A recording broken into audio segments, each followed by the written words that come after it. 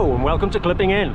Monday, the 19th of August, because sometimes one Dales run in 4 months is just not enough.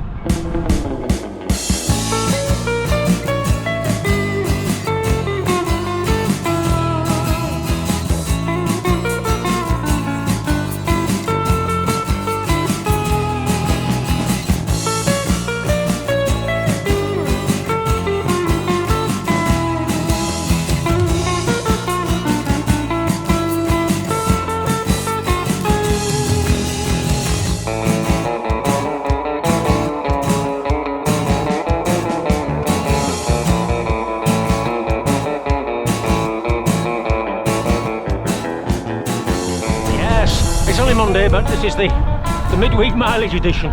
It's just how the opportunities come. Today I thought I can maybe carve out 6.25, 6.5 hours, and that should be enough, even on a windy day, to get a Dales 100 in. Also gives me a chance stroke excuse to put the new Cannondale through its paces on a longer ride. Any excuse really. Picking through these lanes that run between Gargrave, Bank Newton towards Hellifield. Lovely quiet lanes with a little bit of shelter from this quite fierce wind. It's wonderful how the landscape transitions on this ride from Flappet and Keighley. It's Gritstone, Moorland Heath, Bronte country if you like.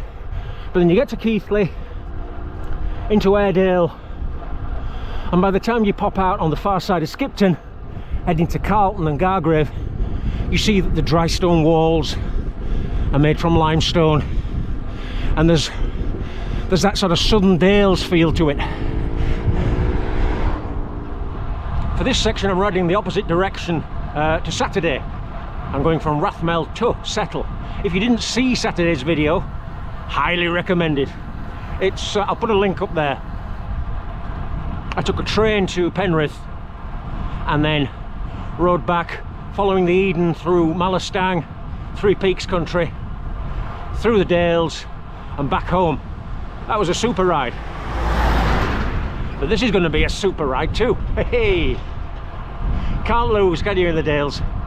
I'll flip you. There's Pennygent, soaring to heaven. Look at that. And in this direction, that's Ingleborough.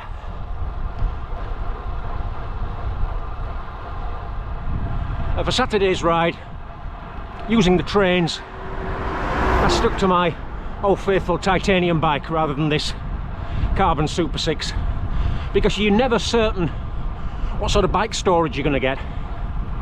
On one leg, my bike was wedged in between a gravel bike with all bike packing paraphernalia and a pushchair stroller thing with shopping bags come beach bags for people going to Blackpool.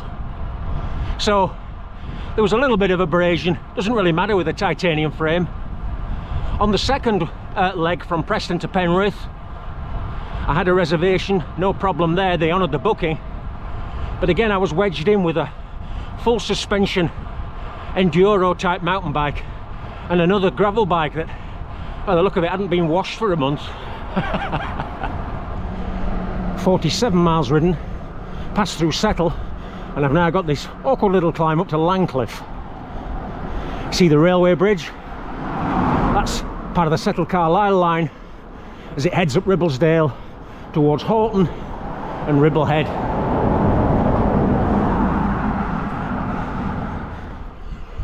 And now, time to introduce the Supersix to our old friend, the Stainforth Halton Gill Climb.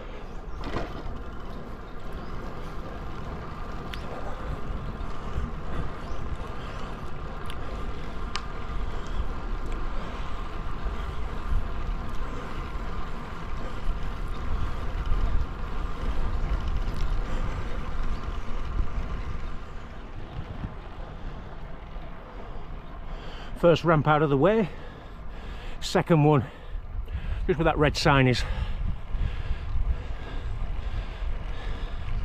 I think there are 3 graded kicks on this one. 18%, 16, and then it eases then after that. Keeps you working all the way to Dalehead though, as we'll see.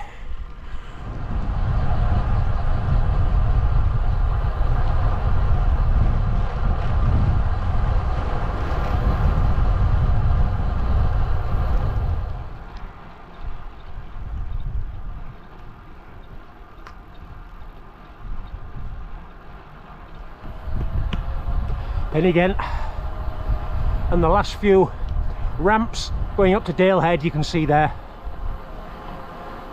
A little bit hazy, but never disappoints. Wow.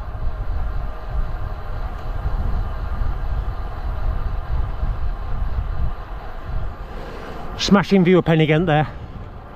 What I was saying earlier about transitioning from gritstone to limestone, well, Pennygent is an actual example of that, because you can see those sort of spurs on the skyline, and there's a transition there. Initially you're scrambling on limestone and then it's gritstone.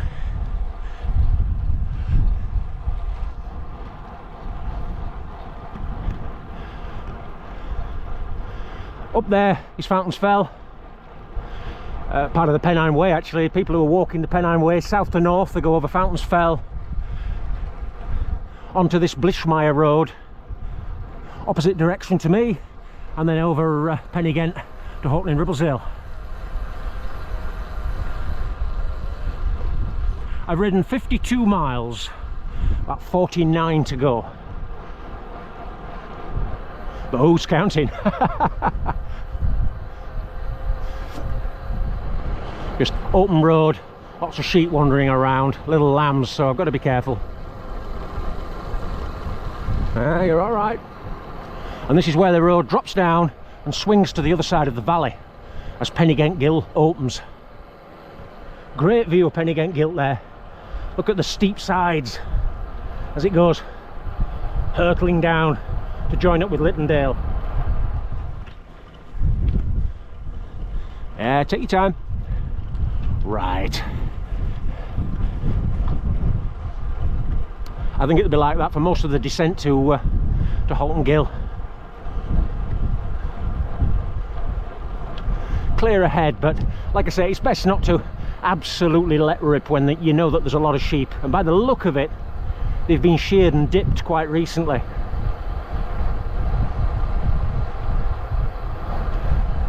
Not that that makes a difference, but it might do. Lovely Littondale.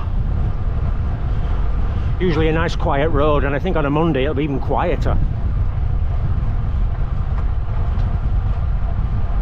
It's funny, over the last week to 10 days since getting the new bike, I've rotated in the stable, and I think it was about a week, 10 days ago, I took out my Geos Compact Pro steel frame, steel fork with 23mm tyres, pumped up 7.5 bar, that's about 105 psi, and I couldn't believe how skittery and nervy it felt compared to what I'm used to. I mean, this bike, I've got 30mm on here, but normally on the other bikes I ride 25, occasionally 28 on the titanium bike, but the 23s at that pressure, oh, they almost felt solid. And even though people rave about the magic of steel, especially steel forks, for taming road buzz and so on, it needed more than that to tame those hard 23s. Good, wow.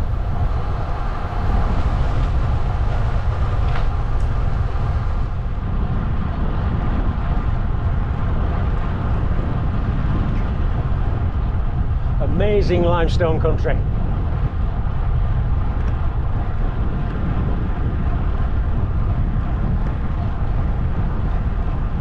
You know, those crags, every time I see them, They never fail to move. That's the direction we're heading towards Kilnsey Crags, but also on that side, that Horswick side of the valley. Steep, craggy, very spectacular too.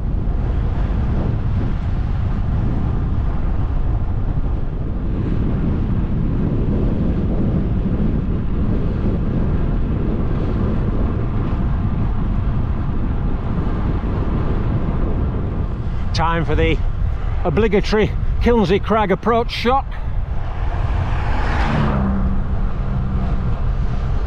You can see some marquees in a field to the left. They're getting ready for the Kilnsey show at August Bank Holiday the next weekend.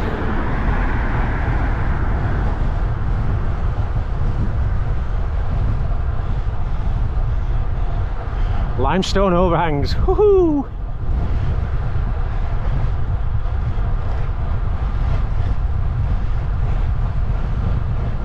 The river wharf over there, and then those woods behind are called grass woods, because we're not far from Grassington. But grass woods, there's a really interesting Iron Age fort remains of it in there, going back to Roman times.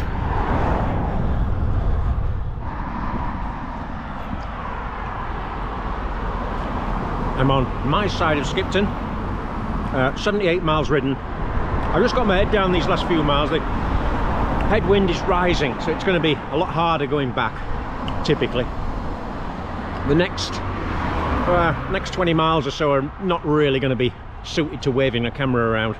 So again, if you don't see me until the end, I'll sign off in due course. Usual signing off point. Last 2 hours have been really gusty. Had to hang on to the bars over Flappit, Denholm, Queensbury. Wow, that's the first time that this Supersix aeroframe has felt as if it's been thrown around, and I give it a pass because up there it was plus spitting rain as well. Pretty savage anyway. Stop moaning. 100 mile in the bag for the new Cannondale.